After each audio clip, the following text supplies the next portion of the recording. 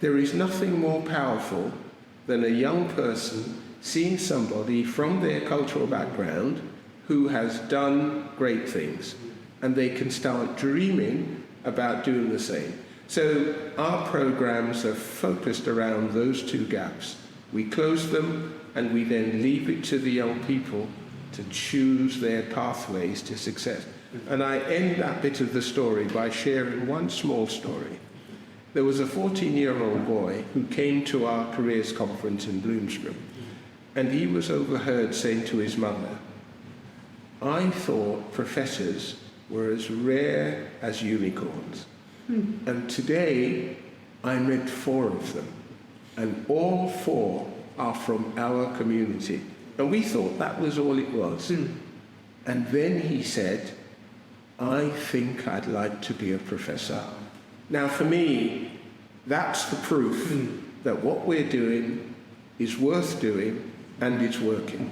And we've had lots of feedback from parents and young people who've said, "Because of your event, I am now doing this," or "I'm now doing that," or "Thank you for hooking me up with this firm who's offered me an internship or a scholarship or access to this or that."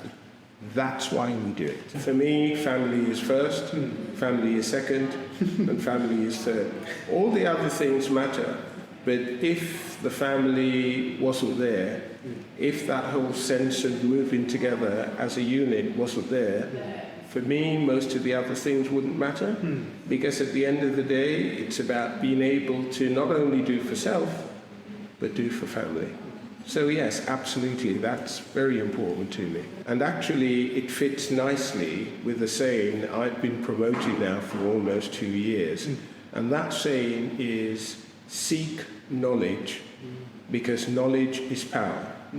And if folks were to take time just to understand what that's really saying, the more you understand about a large number of things, the more you're going to be able to make links. And if you make enough links, then invariably you're going to learn from what's been done before you.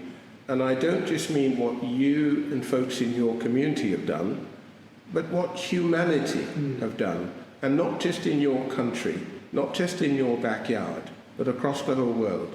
And by seeking knowledge, you will gain the power to do an awful lot of extraordinary things.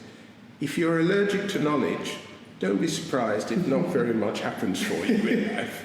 Because that's where the not making the same mistakes, you learn that and you do different and better things. That's where you see great ideas, and you can see how that great idea can be applied to your particular situation. And the first official question that we've got is, you also have your own podcast, the Milestone podcast, and I'd love to know, what was the inspiration behind it? Where did the idea come from? The whole idea of Milestones is something that actually started as our milestones. And as you will know, Jeffrey, because you came to our Recognition Awards dinner, this is Reach Society's Recognition Awards dinner last year, I wrote an article about what we as a black community in the UK had contributed and achieved in those 74 years.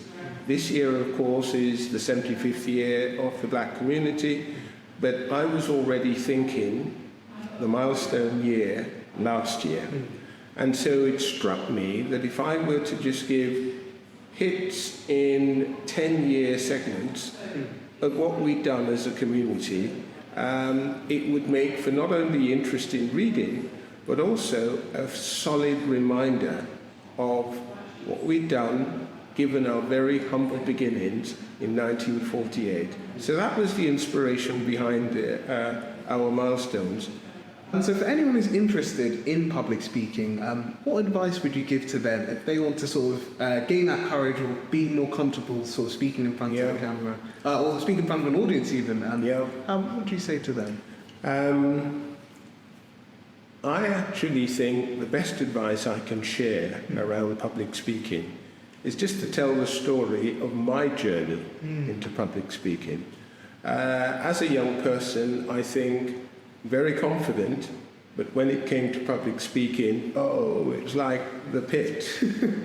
And actually, as I grew through my teens, I realized what I feared most was not having enough of the right information to share should I be in a public speaking situation. So what I learned, notice knowledge is power again, what I learned is that it's important to do your research. It's important to become master of your subject. And provided you've done that, then you're going to be in a position to give a good account of yourself because you're coming from a place of knowledge and information and understanding.